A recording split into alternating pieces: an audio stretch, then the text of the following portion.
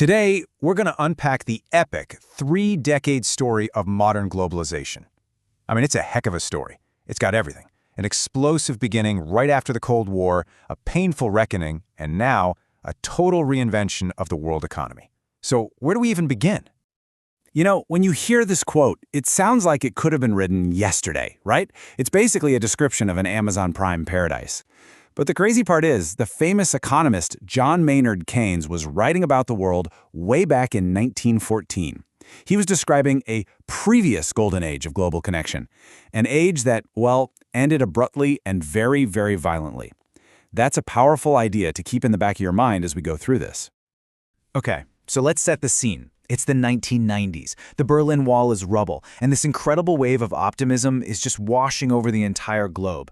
This was the birth of modern globalization, a time of just explosive growth and this powerful belief that the whole world was becoming one giant, integrated marketplace.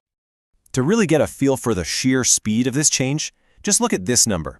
Back in the late 1980s, this was how much currency was traded every single day, $190 billion. Now that sounds like a huge number, for sure, but trust me, it was just the warm-up act. Because by 1995, just a few years later, that daily number had absolutely skyrocketed to $1.2 trillion. Yeah, trillion with a T. Money was just flying across borders at a speed nobody had ever seen before. It really felt like there were no limits to this new, connected world. So you have to ask, what was the big idea driving all this? Well, the intellectual engine behind it all was this deceptively simple theory from way back in the 19th century called comparative advantage. The core idea isn't that you have to be the absolute best at making something. It's simpler. It's that everyone wins if each country just focuses on what it's relatively good at. You play to your strengths. Okay, so let's make this super clear. Check out this table. You've got West and East. Now, West is actually better at making both computers and bicycles. So you might think, well, West should just do everything, right? But look closer. West's real superpower is making computers. East, on the other hand, is relatively better at making bicycles. So if West goes all in on computers and East focuses on bikes, and then they trade, the total amount of everything goes up. The pie gets bigger for everyone. That was the promise. Trade wasn't a zero-sum game. But, okay, let's pump the brakes for a second. Here's a little reality check. Even back then, at the absolute peak of all this optimism, the idea of a perfectly flat world wasn't quite true. Turns out most investment was still being financed at home. Money wasn't flowing quite as freely as you'd think from the headlines. It was a little hint that maybe the foundations of this new world weren't as solid as they looked. And those little cracks, well, they were about to turn into massive fault lines. This brings us to Act 2, the reckoning. That early, dizzying optimism was about to run headfirst into a series of brutal shocks, and the whole idea of globalization came under serious attack. You can almost pinpoint the moment the mood started to shift. It was 2006, with the collapse of these huge global trade talks. It was a big deal because for the first time in decades, the political will to just keep pushing for more free trade, it just evaporated. The global consensus was breaking apart. And after that, it felt like the hits just kept on coming. The 2008 financial crisis was a massive body blow. It completely shattered people's faith in that interconnected financial system that had powered the whole boom. And by 2019, all these events gave rise to a new and kind of scary word, deglobalization. And deglobalization is pretty much exactly what it sounds like. For the first time in modern memory, all the things we used to measure globalization, trade, investment, capital flows, they were all going in reverse.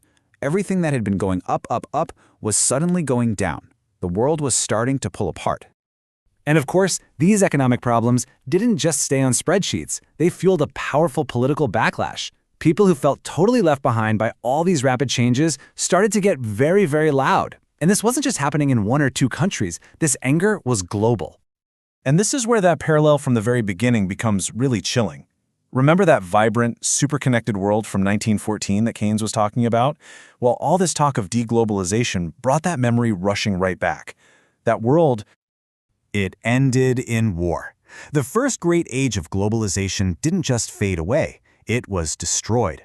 And all of a sudden, the idea that our own era of connection could go into a dangerous reverse, well, that started to seem terrifyingly real. And listen, this backlash wasn't just a Western story, not by a long shot. This quote from an unemployed worker in China just shows that the same fears were being felt all over the planet. This is a guy who helped power China's incredible rise, but then as jobs started moving on to even cheaper countries, he got left behind. That anxiety was a truly global thing. So where does all that leave us? Well, it brings us to Act 3, to the new reality that we are living in right now. See, globalization didn't die. It just transformed. It became something slower, more cautious, and way more complicated. Welcome to the age of slowbalization.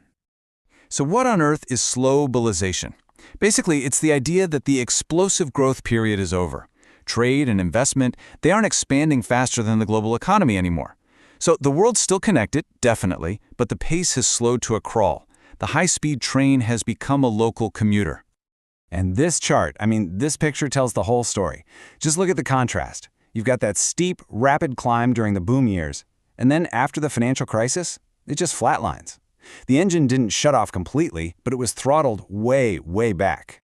Now, it's really tempting to blame this all on politics and trade wars, and that's part of it, for sure. But there were deeper things going on. The easy wins, like making shipping cheaper, were mostly gone. And big companies started realizing, hey, maybe having our supply chain stretched all the way across the planet has some hidden risks. On top of that, China started making more of its own stuff instead of just assembling parts from other places. And if all that wasn't enough, another layer got added to this, and it's a really big one. The global economy started to fracture along geopolitical lines. We're moving away from that idea of one single system and towards a world of competing economic teams. These numbers just show you how huge this shift has been.